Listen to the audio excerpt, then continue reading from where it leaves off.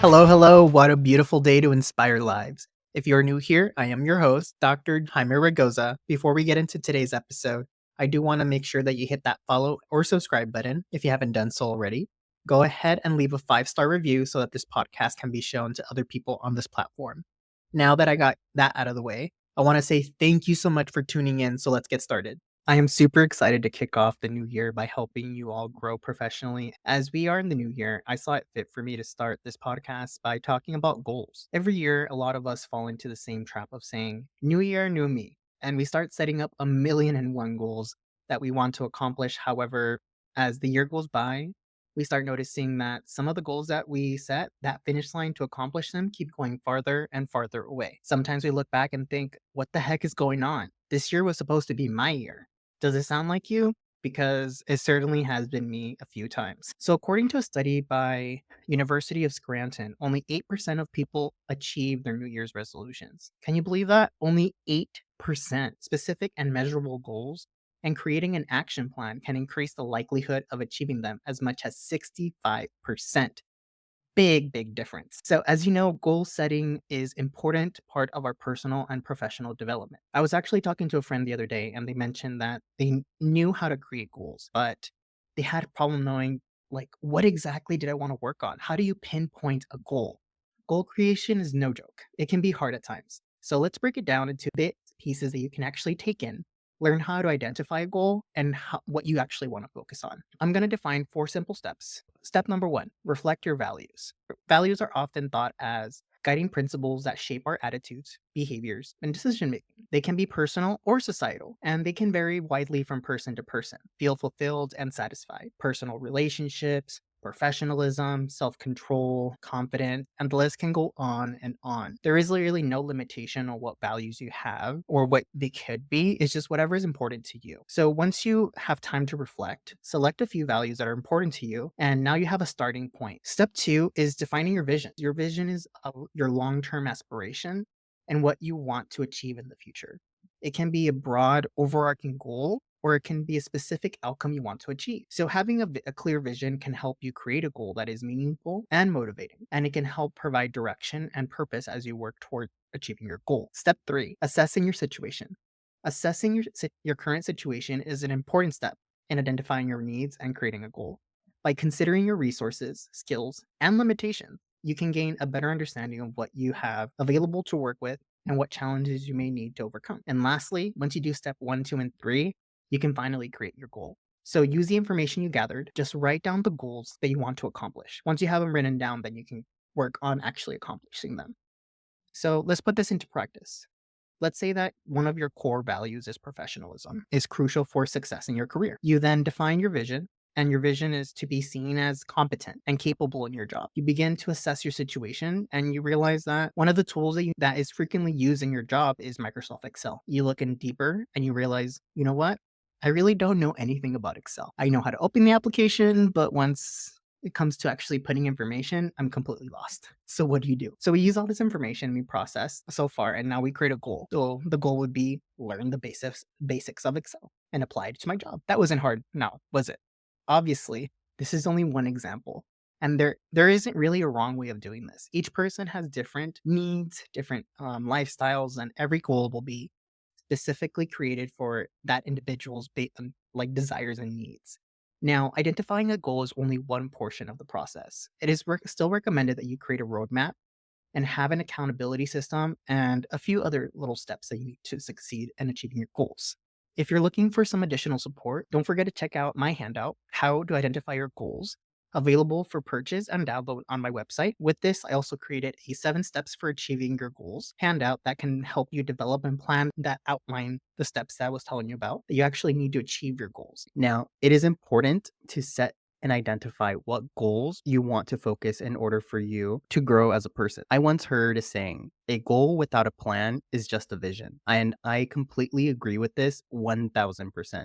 According to a study published in the Journal of Consulting and Clinical Psychology, people who set specific and measurable goals and create an action plan are 65% more likely to achieve their goals compared to those who don't.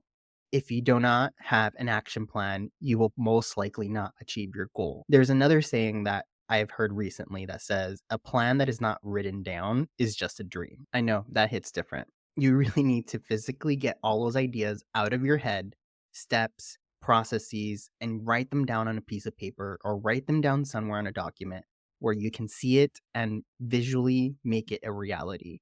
We often tell ourselves we will get to it, but at the end of the day, we end up procrastinating it until we realize that it's too late and either the deadline has come up or it's already the end of the year and you're like, damn, I didn't get to achieve any of my New Year's resolutions. So I really challenge you right now and start doing the steps as I'm saying them with you. The only thing stopping you from reaching your success is yourself. I know you're capable of doing it. I have already given you the tools to do it. So stop hesitating, download the handout, or get a brand new piece of paper and just do it with me as I'm saying it with you. So let's get started. All right. I'm assuming that you've got all the things you need to get ready. If not, only you would know. you know, I'm going to continue doing this. So once you have your goal or goals ready that you want to work on, you need to put them into the 7-step framework that I created. So step 1 is reflect on your past year. So take the time to think of the goal that you want to accomplish. I want you to focus on and reflect on successes, challenges, and areas of growth you need in order to achieve that goal. Write them down, and any insights or observations that come up in your head during the reflection process. All right, so I'm going to give you an example of what this looks like. One of the most common New Year resolutions is that people want to lose weight. So, what has stopped you in the past to lose weight? Has it been consistency, motivation? So, write all those down and see what are some things that are stopping you. And think about the times that you were successful, the times that you were consistent. What inspired you during those times? See, write all those little things down and put that all in your piece of paper, your document, and then get ready for step 2. So step 2 is set a specific and measurable goal. So based on this, the goal that you have, I want you to convert it into a SMART goal if you haven't done so already. What SMART is an acronym called specific, measurable, achievable, relevant, and time bound. Write down your goal in a clear and concise way. So, the SMART tool is used to help individuals create goals and tasks in their everyday life that can be realistically accomplished. Like, has someone ever told you that a goal is unrealistic or unattainable? This can be due to the way that we frame the goal and how we planned on accomplishing it. So, I'm going to tell you each letter and then give you an example for it. So, let's continue going with the fitness example. The goal has to be specific. So, in order for it to be specific, it needs to be clear and to the point. Add as much detail in the goal as possible. So, for example, I want to be able to walk or run for 30 minutes without being extremely tired or feeling winded. You see how specific that is rather than I want to be fit? So, whatever it may be for you, be as specific as possible. M is for measurable. You need to be able to track your progress. Find out exactly what you're tracking.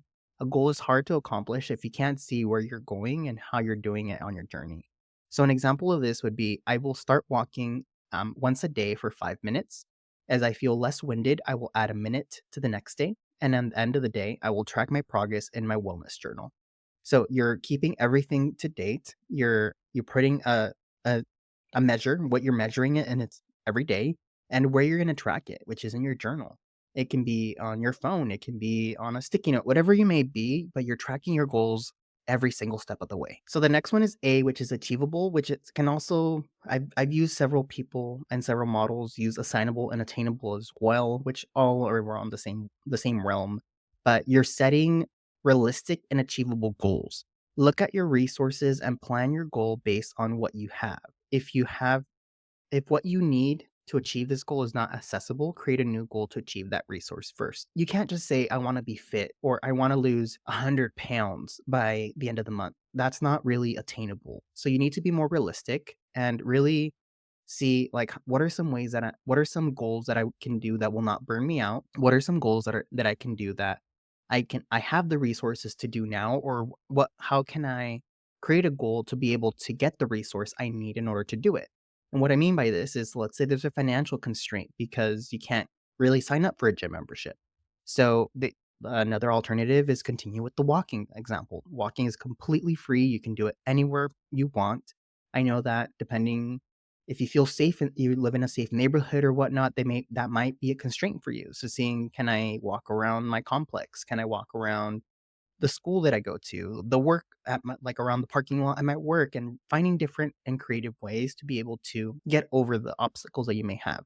All right, so now we're going to R, which is relevant. The goal should be in line with what you want to accomplish. Is this a goal going to benefit your ultimate goals or vision that you have for yourself? What are some of your values and what are some of your visions, and do they align with this goal? So what is something that you truly want for yourself? Can you envision yourself doing this? Like, what would it be if you accomplish this goal? So, like, for example, in this 5 minutes a day walking example, my overall goal is to feel healthy and begin to be active. I want to slowly lose weight. And I feel this goal aligns with my ultimate goal, which is being fit. So, see what's important for you and what exactly do you want to accomplish by doing this goal. Don't just set a goal because other people's are expecting you to accomplish something, but rather do it for yourself. Ask yourself, what is important for me? What is going to make me happy? And what's going to make my life feel more fulfilled? And the last step is time based. So set a time frame for your goal. Be realistic and give yourself enough time to finish it. So an example of this would be I would work on the goal every day for a month. You have a set time that when you're going to do it and a time frame on when it's going to be done. So with this, you know what that you're keeping yourself accountable and you have a deadline on when to check in. All right. So now you set your SMART goal. So now we need to create a roadmap and set a deadline. That's step 3. So break down your goal into smaller actionable steps and create a timeline to achieving it. So use a planner or a tracking tool to help you stay on track. So as you saw in the SMART goals, you were creating the overall fitness goal was your main purpose of doing this, and you wanted to create the walking goal. So let's say you're going to do your overall goal is 30 minutes of walking. So start in increments. To say that you're going to start 5 minutes of walking the first day, and the next day will be 6 minutes. The next day would be 7 minutes. And really break it down and how you're going to achieve that 30 minutes of walking or that 30 minutes of running or whatever it may be, especially if this is your first time doing an activity of this nature. You can't just expect yourself to go full throttle right into it without burning out, because that's one of the biggest things that, and I will talk about in future episodes, is a lot of individuals I see the them going full throttle into a goal and burning themselves out to the point where they give up and they're just tired of doing it because it went too hard too fast. So take it into baby steps, really create a roadmap and set a deadline. So, step 4 is understanding your why of your goal. Understanding the why of your goal can help motivate you and take action to stay on track. You need to know why you're doing this. Ask yourself several questions and really reflect. How does this align with my vision? How does this align with myself being me? And why is this going to make me happy? Why is this going to make me feel fulfilled?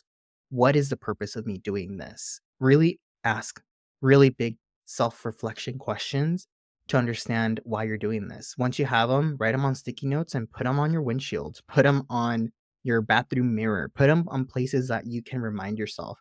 Write yourself little notes as you're going to lunch. And why am I eating this meal that I really don't want to eat when I rather can eat a burger?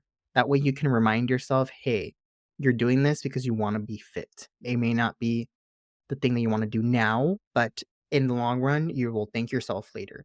So really remind yourself of the why and put it everywhere that you can so you can remember to see it. Step 5 is action brainstorming. So action brainstorming can help identify what things are helping or stopping you from achieving your goals. Make a list of actions that you can take to achieve your goals and a list of actions that will stop from achieving your goals.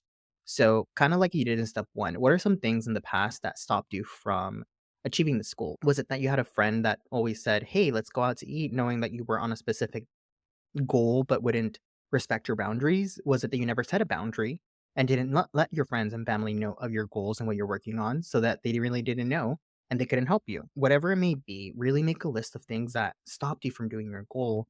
And what are some things that motivated you? Maybe you had a specific podcast you were listening to and that motivated you to go on that walk or go to the gym. Or did you have a really hot playlist that you were like, wow, this is so motivating. Every time I listen to this playlist, it makes me want to go to the gym, makes me want to do a workout. Or maybe you realize that going to the gym wasn't your thing and going to classes was, and going to that Zumba class and getting your groove on, or going to a cycling class and really like feeling the energy of everybody else cycling at the same time. Whatever it may be, find out what motivates you to do that and write those lists and start doing more of the positive actions and try to avoid and find ways and creative ways to get rid of the negative actions that are not going to let you achieve your goal. Step 6 is celebration and accountability.